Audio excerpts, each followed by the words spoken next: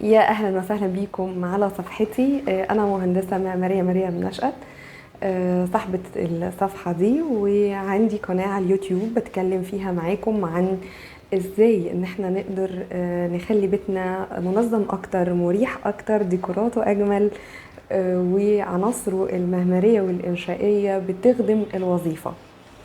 القناة على اليوتيوب فيها برنامج البيوت راحة، وهو اللي بيتكلم في النقط دي. النهاردة أنا هتكلم معاكم عن مبدأ الإيحاء باتساع الفراغ، وده أنا سرداله على اليوتيوب حلقة كاملة بيشرح كل نقطة هنتكلم عليها. النهاردة هنديكم 6 تيبس هيقدروا يخدعوا البصر والعقل الباطن ويديله إيحاء بشعور ان الفراغ ده متسع. 6 تيبس لو طبقناهم في الغرف الضيقة او المساحات الضيقة هتدي شعور وإيحاء بالاتساع. و3 نصايح في آخر الفيديو.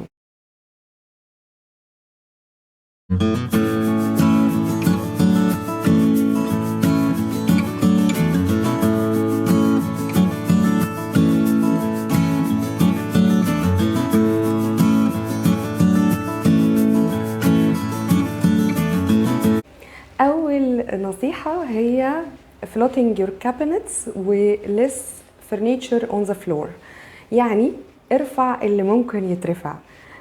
لو اي يونتس نقدر ان احنا ما نحطهاش على الارض نرفعها لفوق بحيث ان الارض تفضل مكشوفة، ده هيدي ايحاء وشعور بالاتساع. وتاني تبس معانا هي الفوكال بوينت، استخدام نقطة لجذب الانتباه. يكون عندنا نقطة محددة في الفراغ بقدر بيها أشد انتباه اللي بيدخل. بختار حيطة تكون واضحة جدا للي داخل من المدخل بتاع الغرفة، وأحط فيها تابلو، أحط فيها ورق حيطة، مراية جميلة، ودي بيبقى اسمها الفوكال بوينت. تالت تبس معانا هي فكر رأسيا وركز على الحوائط.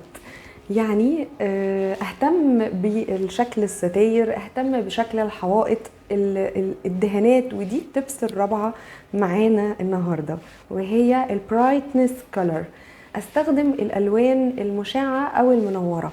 الالوان المشعة او المنورة هتساعدنا كتير ان احنا نوسع الفراغ. اديتكم في الحلقة المفصلة اللي على اليوتيوب اللي فيها الشرح، اللي هسيب لكم اللينك بتاعها في الديسكريبشن بتاع الفيديو، درجات تقدروا تستخدموها تديكم النور ده او الاتساع ده او الايحاء بالاتساع. وخامس تبس معانا هي استخدام المرايات. المرايات من الحاجات الجميلة جدا اللي تقدر تغير المساحة بالكامل وتديها خداع بصري كده، يخلي كل اللي داخل يتصور ان المكان لسه ليه اكستنشن او امتداد. كمان بتعكس الإنارة الطبيعية فبتنور المكان من غير ما نحس. المرايات من الحاجات الخطيرة جدا اللي استخدامها في الديكور بينقل الفراغ نقلة مهمة قوي، بس ياريت نبقى حذرين في استخدامها. انا سردت لها هي لوحدها حلقة كاملة، برضه هحطها لكم في لينك الديسكريبشن بتاع الفيديو. وسادس نقطة معانا النهاردة وهي دراسة الإضاءة الطبيعية وتوزيع الإضاءة الصناعية عشان تعوض النقص لو في نقص في الإضاءة الطبيعية. لو ما فيش يفضل استخدام الإضاءة الطبيعية في الفراغات، لأن ده بيدي إيحاء بالشعور بالاتساع في ساعات النهار. 3 نصايح ناخد بالنا منهم، وهم دول ملخص الحلقة، وهو إن احنا ما نحطش عفش كتير على الأرض لأن ده هيضايقنا، فبالتالي ما نستخدمش الفرش الصغير كتير في الفراغات الضيقة. قطعة أو 2، يعني living room مثلا يبقى ال شيب سوفا والتي في يونت معلقة وفازة محطوطة على حاجة مش محطوطة في الأرض، ده هيدي شعور بالاتساع. وتاني نصيحة هي التخلص من الكراكيب. ما احتفظش بأي كراكيب في المكان الضيق لأن ده هيقلل من المساحة.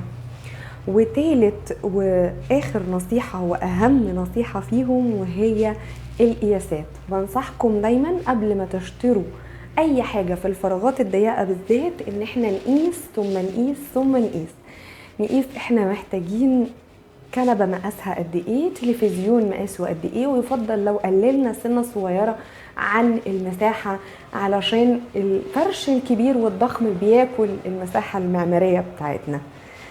بشكركم، بتمنى اكون افدتكم، ويا ريت تتفرجوا على الفيديو على اليوتيوب لان في شرح مفصل وهيساعدكم ان انتوا تستغلوا وتستخدموا مساحاتكم بشكل شيك وجميل.